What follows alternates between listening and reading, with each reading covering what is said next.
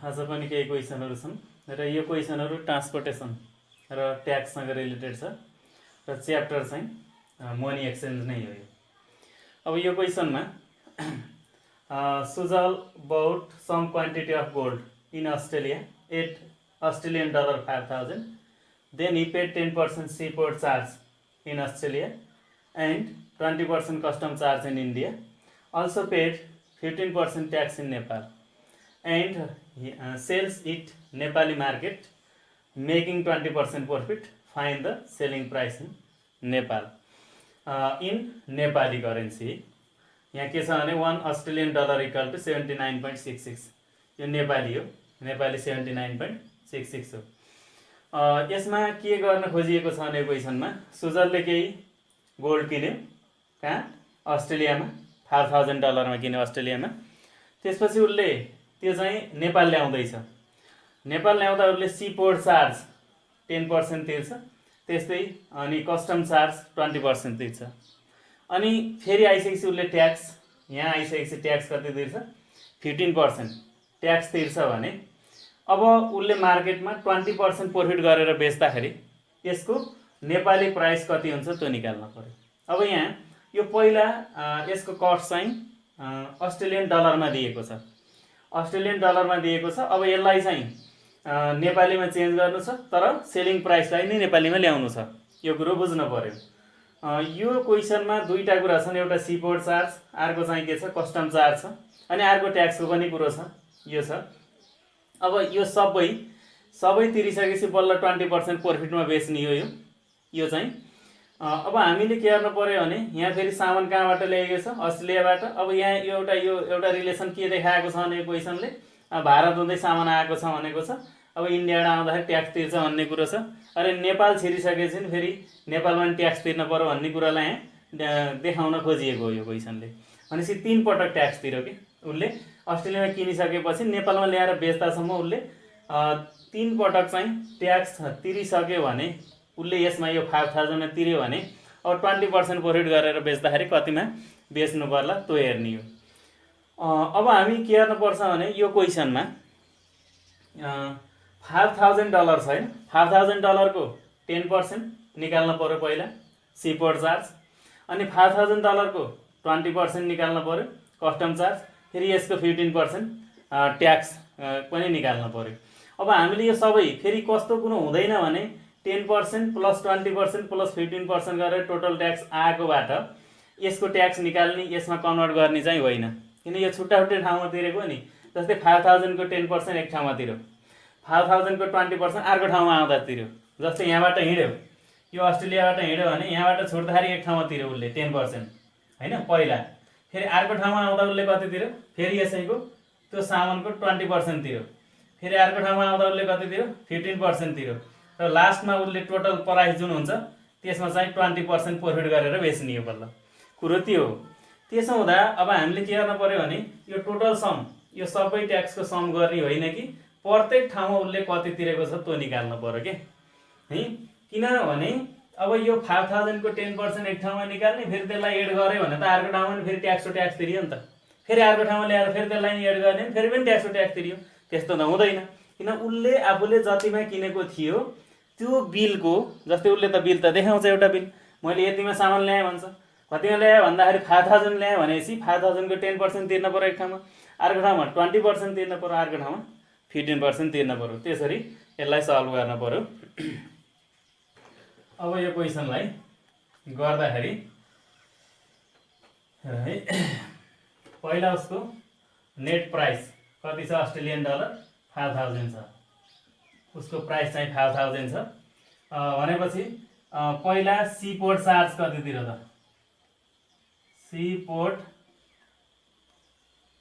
Charge उसले तिरेको कति हो सीपोर्ट चार्ज 10% हैन, 10% अफ 5,000 यति तिर्यो है। अनि यसको कति आयो 10/100 मल्टिप्लाई बाई 5,000 है।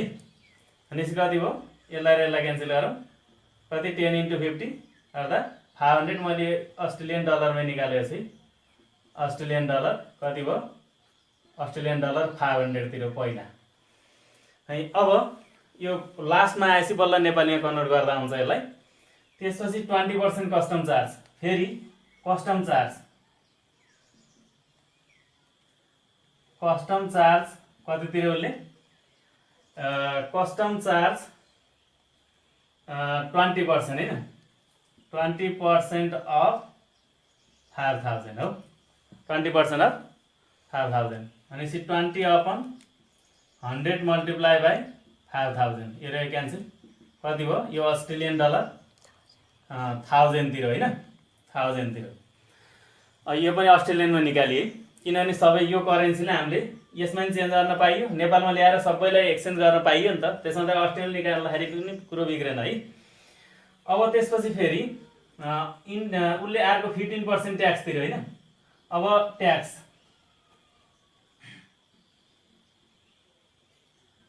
कति तिर्यो भन्दा 15% अफ 5000 भनेपछि 15/100 मल्टिप्लाई बाई 5000 कति पर्यो, यो अस्ट्रेलियन डलरमै कति पर्यो 750 पर्यो हैन।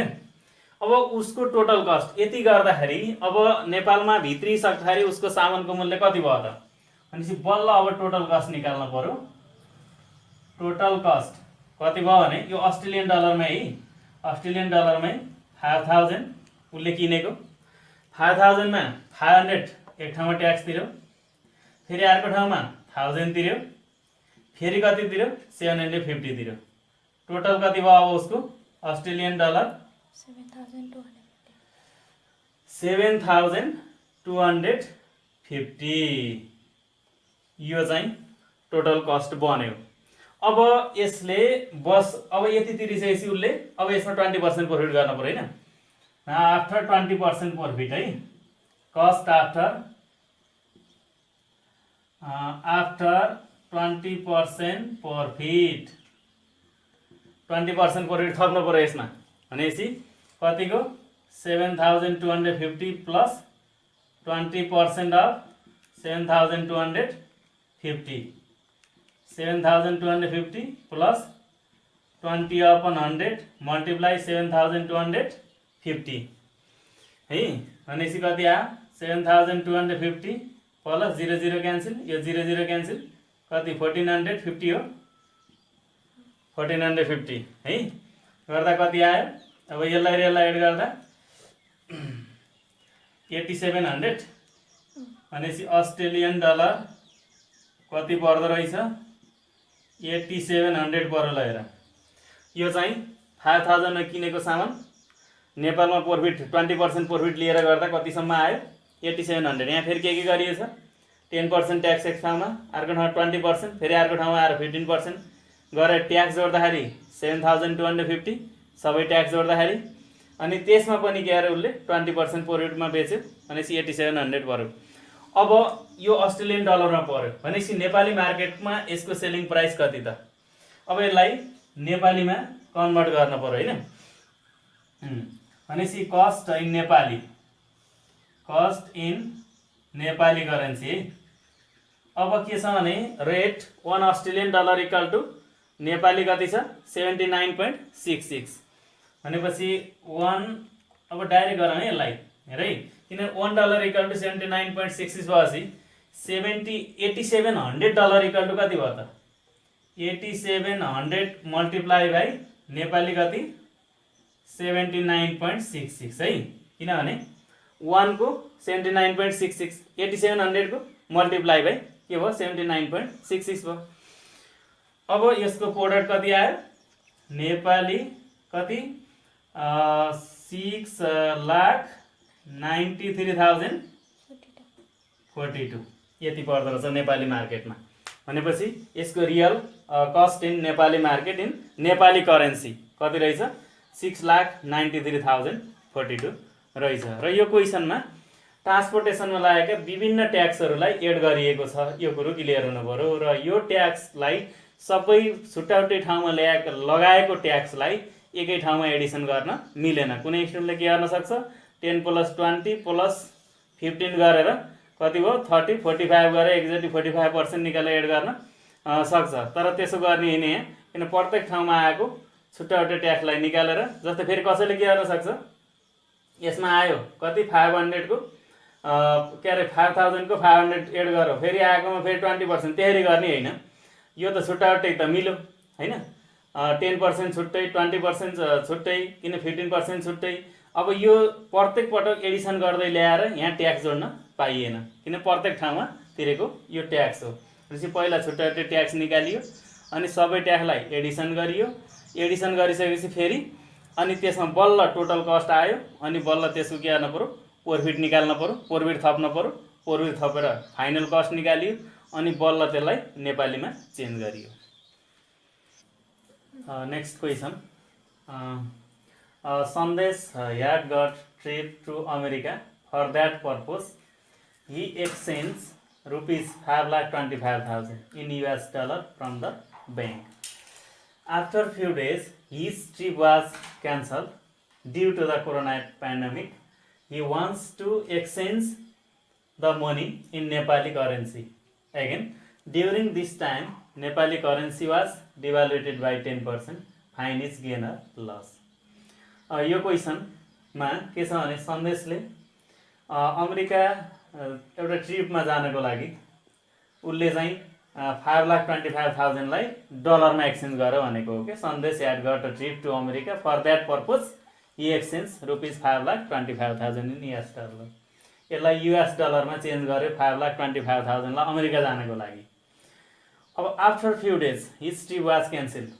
तर के भइदियो भने केही समयपछि उसले त यो एक्सचेन्ज गरेर बसेको थियो, उसको ट्रिप चाहिँ क्यान्सल भयो। कारण के, due to the corona pandemic. He wants to exchange the money in Nepali currency. फेरि अब त्यो पैसा ऊ विदेश गएन भनेपछि त त्यसलाई फेरि नेपालीमा एक्सचेन्ज गरेर राख्न पर्यो, राख्यो, फेरि एक्सचेन्ज गर्यो।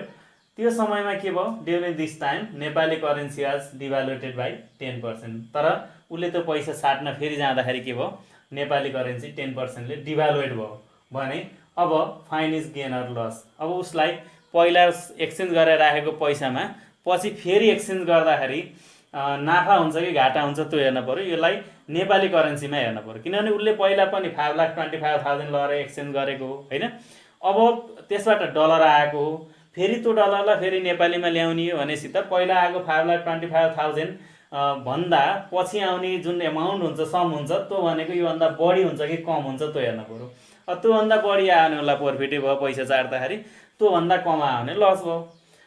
यो कुरा भयो। अनि अर्को कुरा के छ, यहाँ 10% डिभ्यालुएटेड। अब यो त हाम्रो नेपाली करेन्सी 10% डिभ्यालुएट हुने भनेको के हो भनेपछि हाम्रो value of money decrease by 10%। किनभने हाम्रो पैसाको मूल्य घट्यो, वेट घट्यो। वेट घट्यो भनेपछि के गर्नु पर्यो, अर्कोसँग ब्यालेन्स मिलाउनको लागि वेट थप्न पर्यो भनेपछि हामीले के गर्नुपर्छ, न्यू रेटमा चाहिँ 10% फेरि एडिसन गर्नु पर्यो। त्यही हुँदा वेन मनी इज डिभ्यालुएटेड, यदि डिभ्यालुएट भन्यो भने के गर्ने, प्लस गर्ने।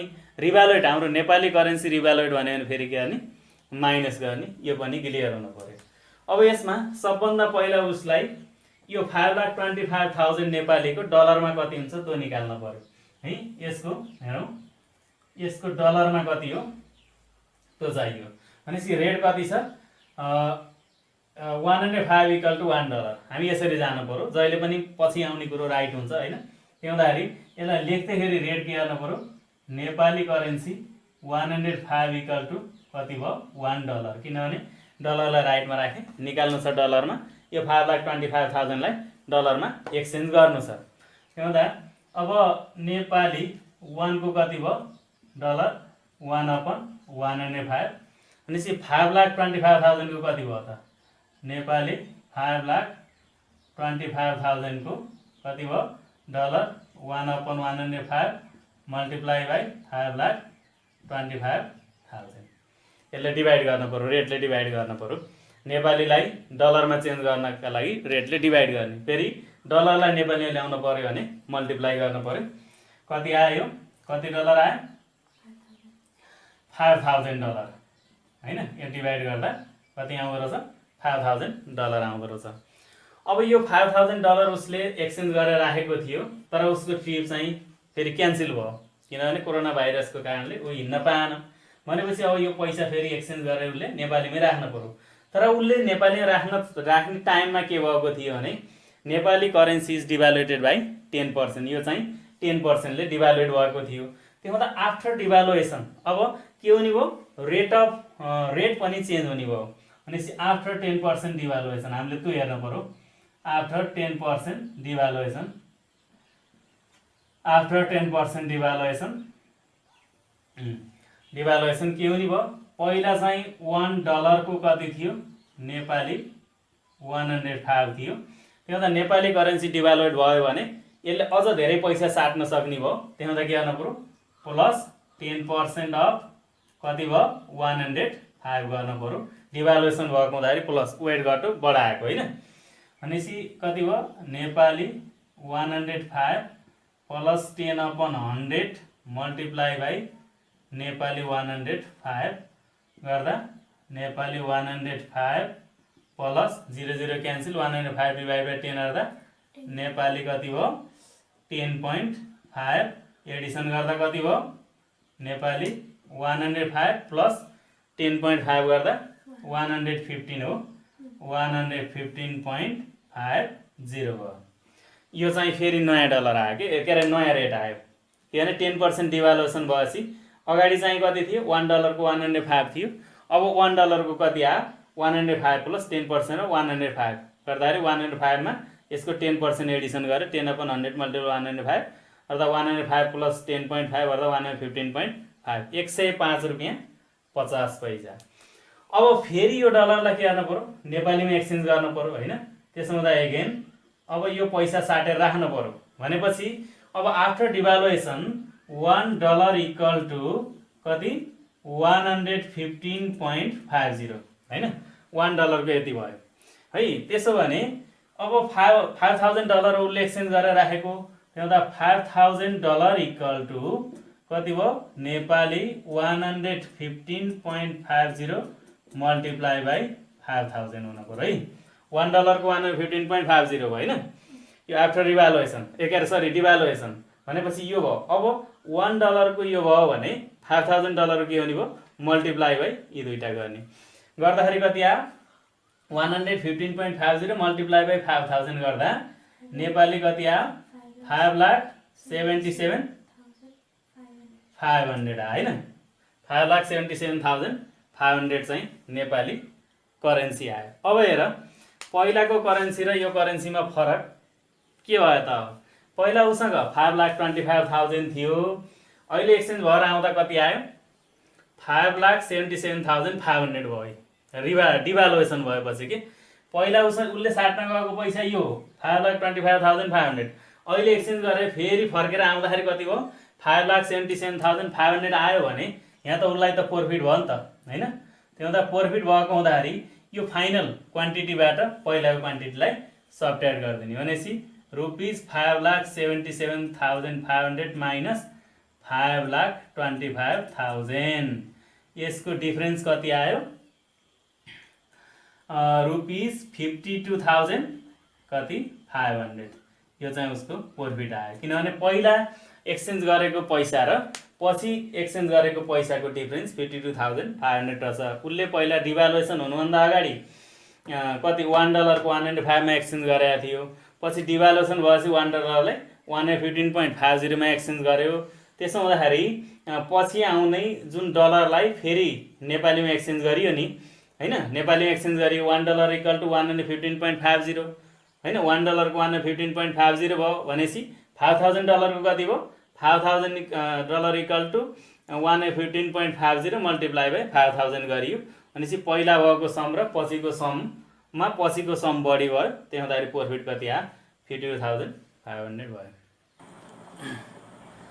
Next question, according to the money exchange rate of Nepal Rashtra Bank, the purchasing and selling rate of $1 American Nepal is 103.72 and Nepali 104.32 respectively. Then how many American dollar can be exchanged with ₹57,376 and how much Nepali rupees can you exchange with $500? अब यो क्वेसनमा के छ भने buying rate र selling रेटको कुरो छ। यो पर्चेजिङ भनेको बाइङ हो। नेपाल राष्ट्र बैङ्कको रेट अनुसार पर्चेजिङ रेट र सेलिङ रेट है, पर्चेजिङ रेट र सेलिङ रेट कति छ?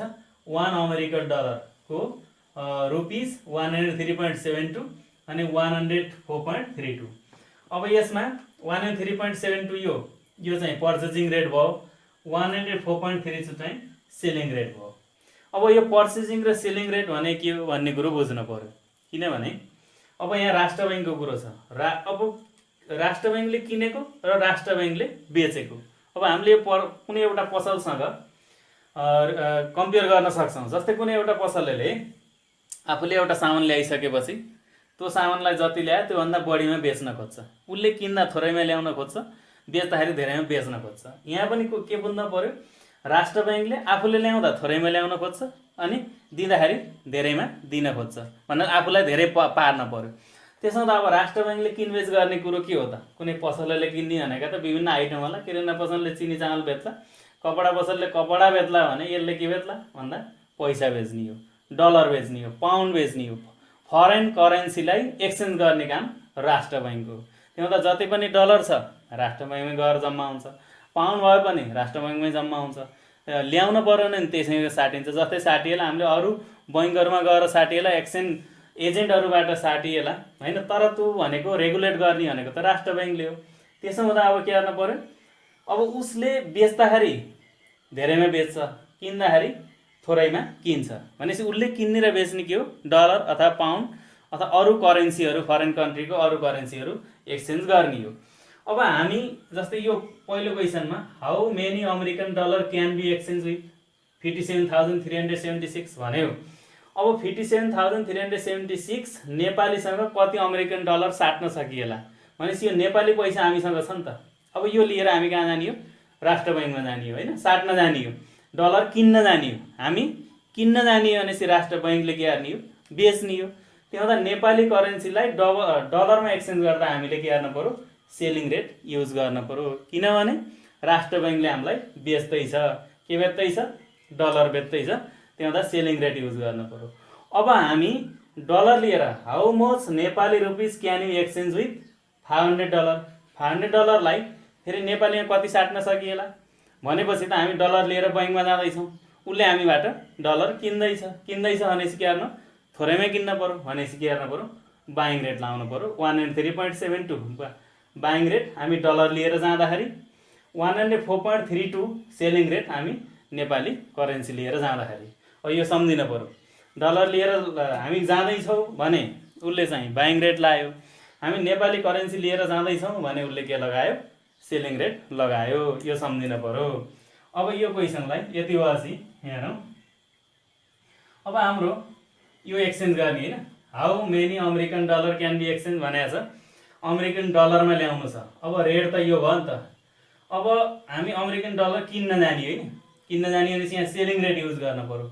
$1 = 104.32 है भनेपछि डलरमा एक्सचेन्ज गर्नु छ, यो सेलिङ रेट अनुसार 104.32 नेपाली = $1 भयो कि यसरी भयो है। हामीले नेपालीलाई डलरमा एक्सचेन्ज गर्ने, त्यही भएर सेलिङ रेट लगायो। राष्ट्र बैङ्कले के गर्दैछ? बेच्दैछ भनेपछि नेपाली कति? 1 = 1/104.32 होइन। भनेपछि नेपाली कति साट्ने हो? 57,376 साट्दा कति? 1/104.32 मल्टिप्लाई बाई 57,376। ल यो कति डलर भयो त? अब 57,376 डिभाइड बाई 104.32 गर्दा यसले क्यालकुलेट गर्दा $550 हामीले साटेर ल्याइदो रहेछ। कति? $550। अब यो पहिलोको एन्सर आइहाल्यो है, सकिहाल्यो। किन कति डलर एक्सचेन्ज गर्न सकिन्छ भनेपछि $550 एक्सचेन्ज गर्न सकिँदो रहेछ। अब how much Nepali rupees can you exchange with $500? $500सँग कति नेपाली आउँछ भनेपछि त हामीले नेपाली लिएर जाने हो होइन, एकाएर डलर लिएर जाने हो, नेपाली ल्याउने हो भनेपछि डलर बैङ्कले किन्दैछ भनेपछि बाइङ रेट लाउँदा के हुने भयो? $1 = कति छ? नेपाली 103.72 भनेपछि कति? $500 = कति भयो? नेपाली 103 0.72 इन्टु 500 इक्वल टु यसको प्रोडक्ट कति आयो नेपाली 51,860। हामी $500सँग कति एक्सचेन्ज गर्न सकिन्छ 51,860 एक्सचेन्ज गर्न सकिन्छ। अब यसमा जान्न पर्ने कुरो के पर्चेजिङ र सेलिङ रेट। पर्चेजिङ रेट भनेको बैंकले किन्ने भयो, सेलिङ रेट भनेको उसले लगाउने भयो। जस्तै हामी नेपाली पैसा लगेर डलर ल्याउँदैछौँ भने हामीले चाहिँ सेलिङ रेट किनभने उसले हामीलाई डलर बेच्दैछ, फेरि हामी डलर लगेर नेपाली ल्याउँदैछौँ भने उसले बाइङ रेट किनभने उसले हामी के अरे डलर किन्दैछ, त्यो हुँदाखेरि बाइङ रेट लगाएको। त्यो हुँदा यसमा अघिल्लोमा सेलिङ रेट भयो, पछिल्लोमा चाहिँ बाइङ रेट भयो।